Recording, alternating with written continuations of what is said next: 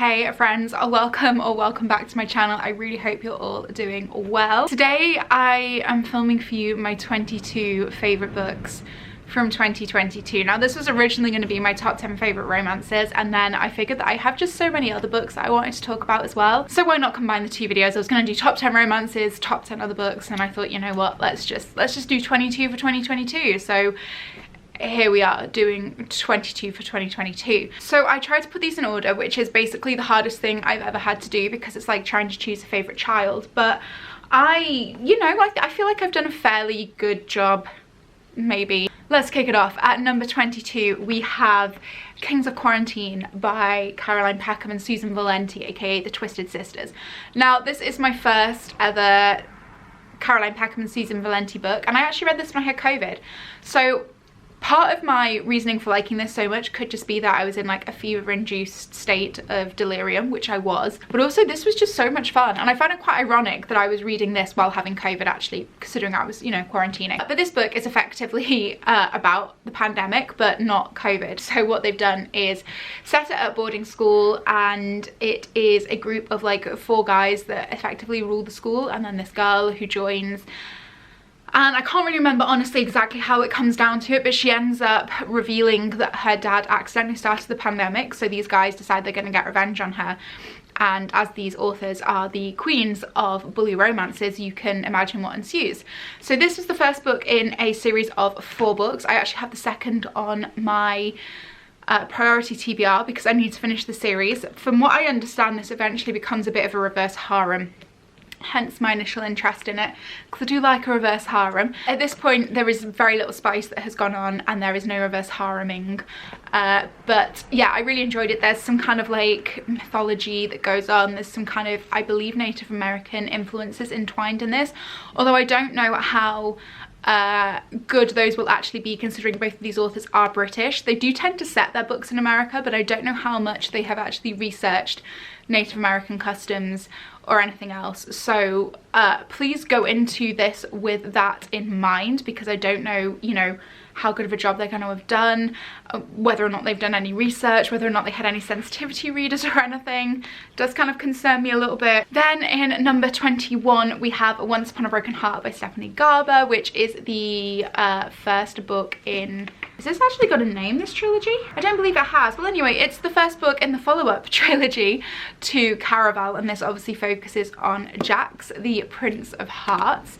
I loved this book so much. Now, I definitely think you need to read Caraval before you read this series, because obviously there are some spoilers. Namely, what happens with the 2 main characters in Caraval is definitely referenced in this book. But I really loved it. I put off reading it for the longest time, and I don't know why, because then when I eventually picked it up, I whizzed through it and it was just magical.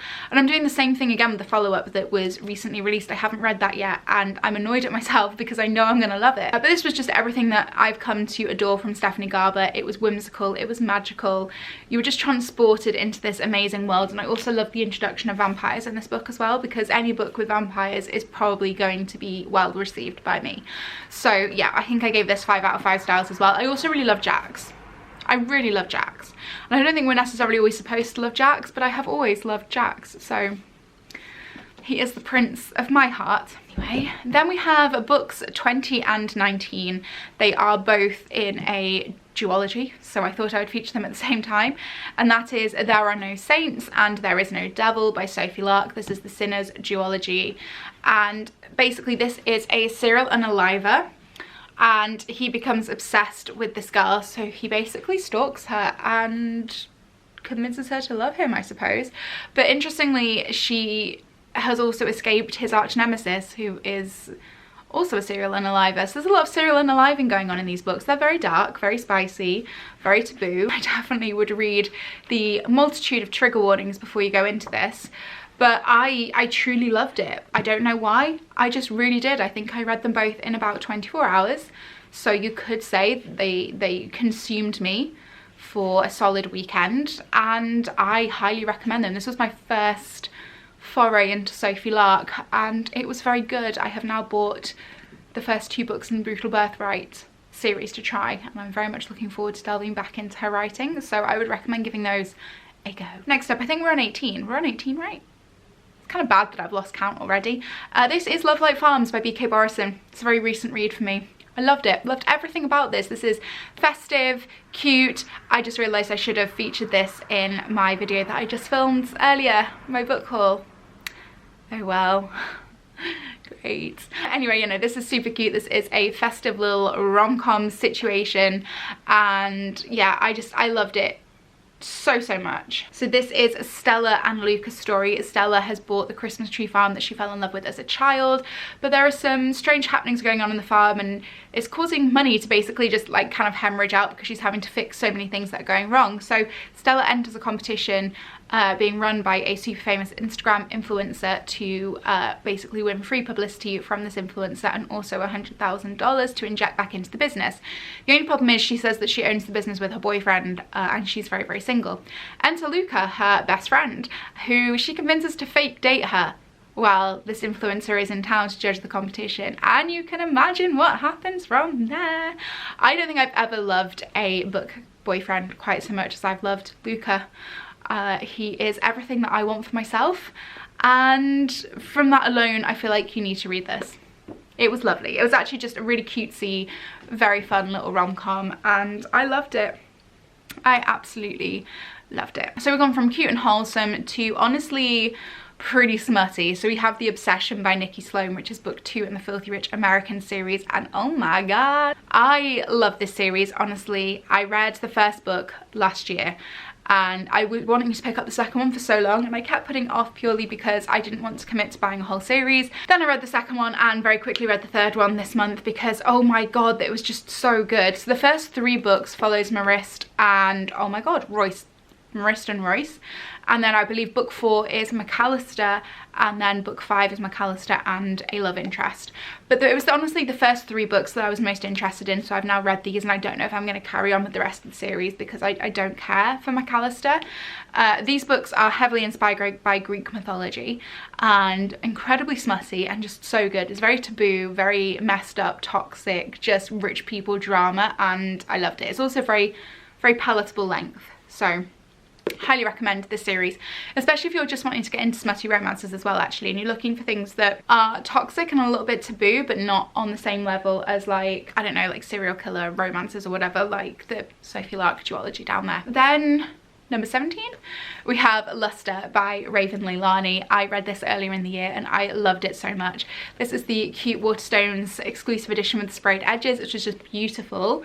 And this one follows the story of Edie, who is a young African-American woman. She's moved to New York and she is basically just trying to make a name for herself and make a living for herself. She's just got fired from her job, which she kind of felt like she was the token black person to kind of fulfill their diversity quota, and she's been wanting to branch out into the world of illustration for her career, but she's just constantly getting told like, yeah, you're good but you're not good enough, and she's just very frustrated.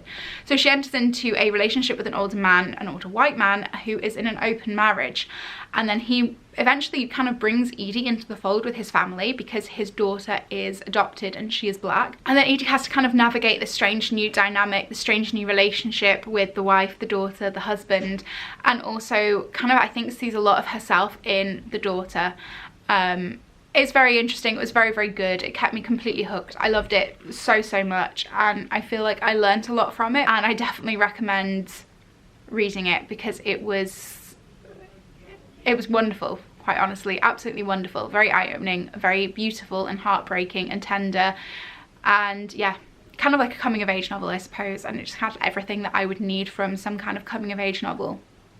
Yeah. Then at number 15 we have The Roommate by Rosie Danan. I love this romance so much. This was a rom-com that really took me by surprise, honestly. I wasn't expecting it to be as spicy as it was. I wasn't expecting it to be as fun as it was. I just wasn't expecting it to be what it was. And this one follows Clara, who leaves her life in New York to move halfway across the country, or the whole way across the country actually, to LA to go and live with her childhood crush and her best friend. Only when she gets there, he tells her that he's taking off for the summer with his band and he's rented out the rest of the apartment on Craigslist to some random guy. And Clara has like a total meltdown thinking, oh my god, I've just turned my life upside down for you, thinking this was finally going to be our chance. But then she decides to make the most of it for the summer, and this guy moves in and they're having a great time getting to know each other as friends until she discovers that he is a porn star. And honestly, just I live for the moment where she is watching one of his scenes on the sofa and doesn't realise he's entered the room and is just watching her watch him. It was quite a moment. But this is actually honestly brilliant. Their romance is the cutest thing, and I love how sex positive this is and how pro sex work and just kind of pushing a positive light on an industry that is so unfairly stigmatized. I really, really loved it, and I recommend everyone pick this up and read it because it's so funny, so spicy, so heartwarming, and just honestly great in every single way.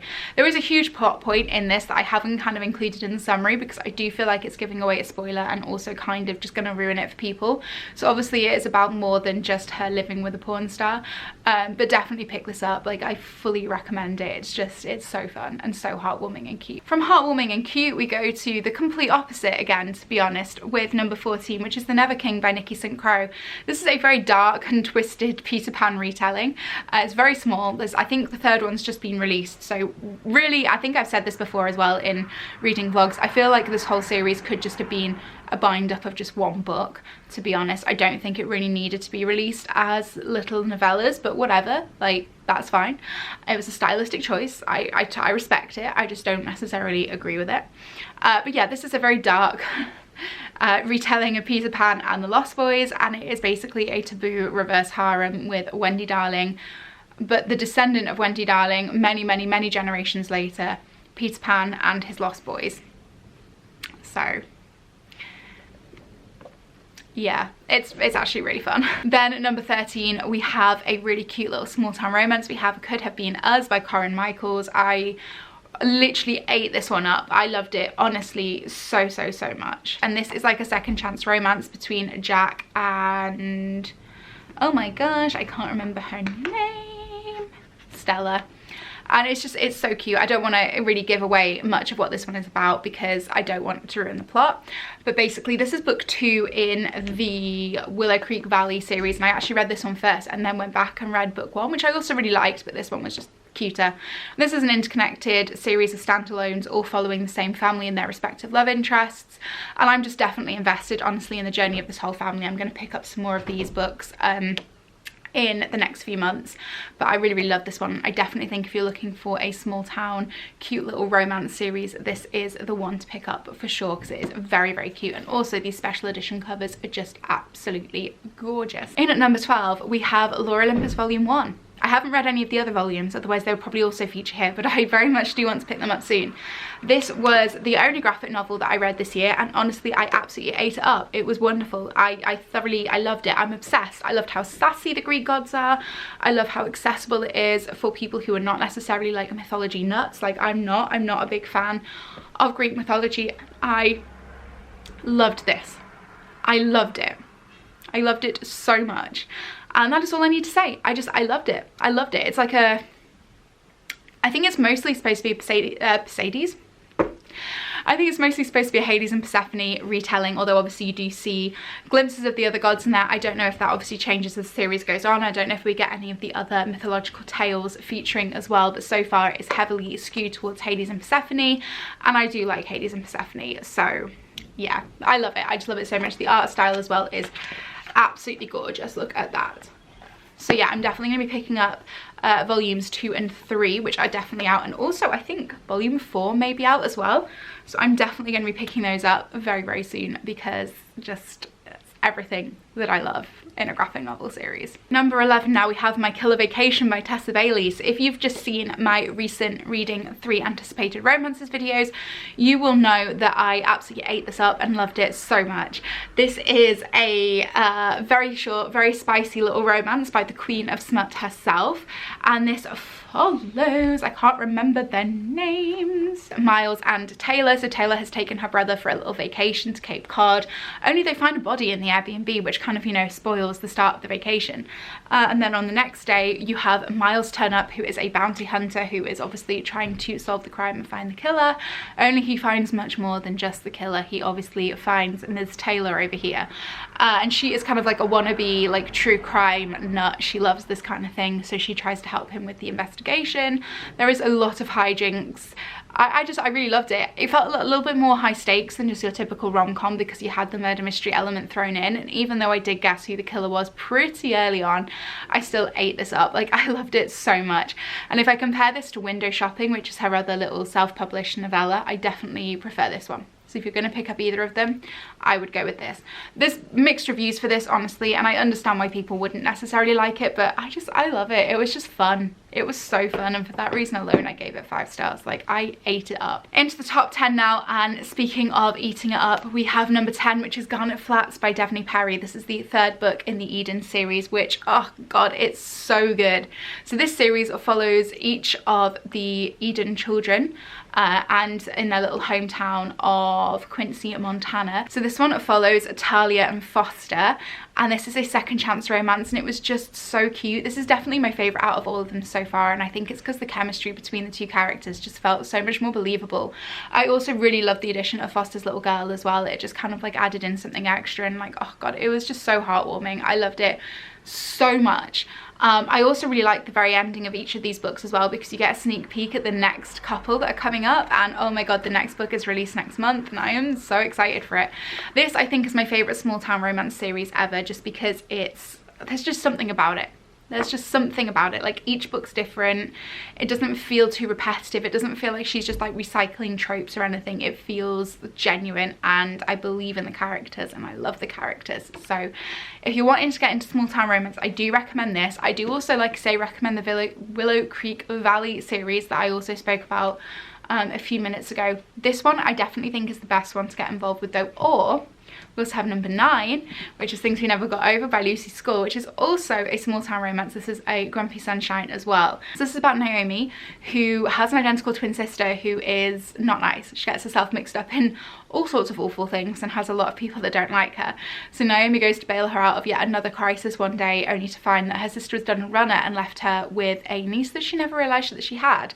But the problem is everyone in the small town thinks that she is her sister at first, so she has to kind of convince them, obviously, that she's a lot nicer. And then she meets our grumpy bearded main character Knox, who, let's just say, they definitely don't hit it off well to begin with. It's definitely a Grumpy Sunshine. It's definitely a little bit of enemies to lovers, but I really love it. I really love it. And the thing that I think I love the most about it as well is that the main characters are in their mid-30s, so you get that rep of like couples that are just that little bit older, which, as somebody who has just turned 30, is very nice to see, because I'm kind of like sick and tired of every single romance book being around 20-year-olds who kind of fall in love and get married and live happily ever after at the age of like 22, and I'm still here at 30. Like, I see what you're doing for other people, God, like, when is it my turn?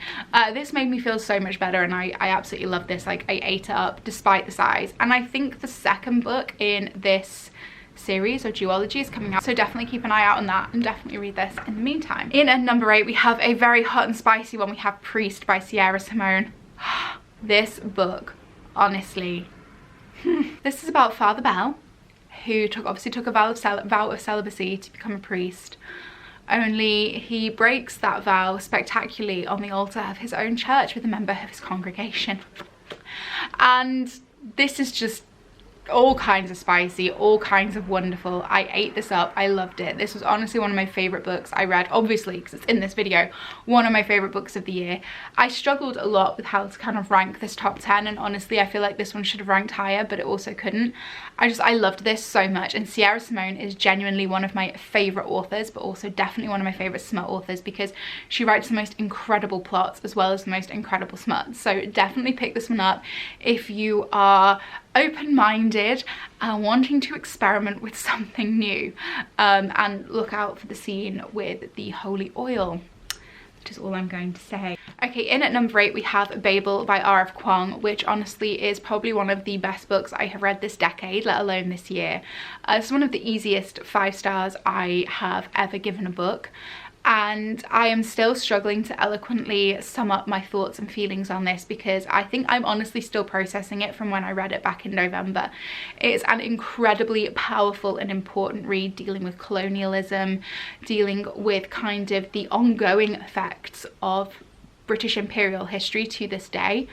It made me examine a lot of things about my country and the direct and indirect way that our history has influenced my own life, you know. It also made me examine my personal history, in particularly the Welsh side, because the Welsh were also persecuted by the British a lot. And it made me really kind of want to get in touch with that side on kind of a deeper level. It got me learning Welsh, which is amazing. And I feel like I have this book to thank for a lot of things. It just made me very introspective, and I think in the right way. I think this is a book that if you as a white person read this book and don't feel incredibly uncomfortable and don't want to examine your own life and your own history that little bit more, then I mean, I don't know, it was incredibly bad. As you can tell, I'm still struggling to speak about it because I'm still just processing the effect that this book has had on me, but it was honestly easily one of the best books I've read this decade, and I highly recommend, if you haven't already, to pick this one up. It is truly a work of art and deserves all of the praise and accolade that it has had so far. It was incredible. Then in at number 6 we have Zodiac Academy by Caroline Peckham and Susan Valenti. As you will know from watching my videos this year, this series has had me in a chokehold, and honestly, putting book 1 here, I've just used this to kind of represent the entire series, because oh, it's truly wonderful and I love it so much. This is a bully fae romance set at Zodiac Academy and follows Darcy and Tori Vega, who are 2 twins that have grown up in the mortal world, and then one day Professor Orion descends on their doorstep to whisk them away to the fae kingdom of Solaria, which he tells them they are the long lost heirs to the throne of. But in order to be able to ascend the throne, they have to complete their magical education at Zodiac Academy, learn how to wield magic, and eventually take up the running of the kingdom. But of course, it's not as easy as all of that, because the heirs to the celestial councillors have also been brought up to rule, and so obviously there is a huge rivalry between the 4 celestial heirs and the Vega twins, which leads to all sorts of hijinks. And honestly, this is just wonderful. I love it so much. It's very dark, it gets spicy, it's ridiculous in all kinds of ways. It's certainly 18 plus. It's definitely not suitable for a younger audience, but I recommend this so much if you just want a fast-paced, immersive, addictive book. Like, the writing isn't the best I've ever read in my life, but the plot and the characters just are phenomenal. And it's also emotionally very traumatic later on in the series. Like, it's earned these authors the nickname of the Twisted Sisters, because they decide to just mess with your emotions. I'm currently reading book 8 and I'm not okay. I'm 100 pages in and I have cried already, so yeah. Then we have kind of like a joint 4th, because I love these books so much. We have Magnolia Parks and Magnolia Parks: The Long Way Home, both by Jessa Hastings. So Magnolia Parks, or the Magnolia Parks universe, because this also encompasses Daisy Hates as well, effectively follows a group of British socialites. It's very Gossip Girl, but set in London, with very toxic, messed up relationships, and it's just wonderful. It's addictive. And these 2 books in particular are my favourites from the series, because I love Magnolia and BJ with my whole heart. You've probably seen a lot of hype about these on TikTok and on BookTube recently, and honestly, just buy into the hype. Like, you will not regret it. It's just compulsive and addicting in all the best ways, and I love it so much. And also, these covers are just honestly phenomenal. I love these books so much. In case you can't tell, I really love these books. Okay, we're into the top 3.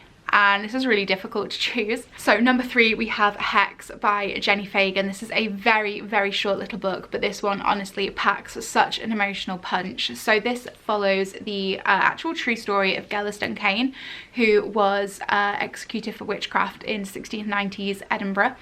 And basically, she's the night before her execution, she's in her cell and she gets visited by a witch from the present day, and they just have a conversation. But this conversation is about feminism then, about feminism now. It's about the parallels between how women were persecuted back then and how we still are in present day. It was very powerful and very emotional and very hard-hitting. It made me think a lot about, you know, kind of what we just accept as normality in society, and actually how it really shouldn't be accepted that way, and how actually a lot of things haven't changed since literal medieval times, which is just honestly crazy to me.